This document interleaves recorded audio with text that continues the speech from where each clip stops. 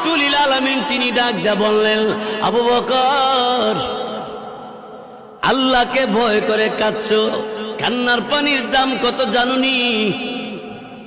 চোখের পানির দাম কত জানেননি?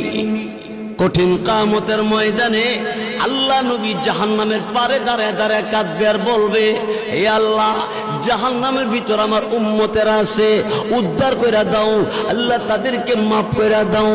আল্লাহ রাব্বুল আলামিন, আমার আল্লাহ তাআলা জিবরাইল ফেরেশতাকে বলবে, জিবরাইল,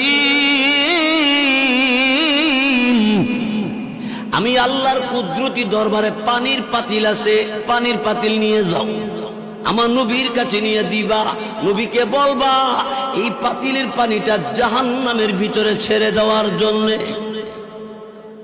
রাসূলের কাছে জিবরাইল পানির পাতিল দিবে, আর জিবরাইল ফেরেশতার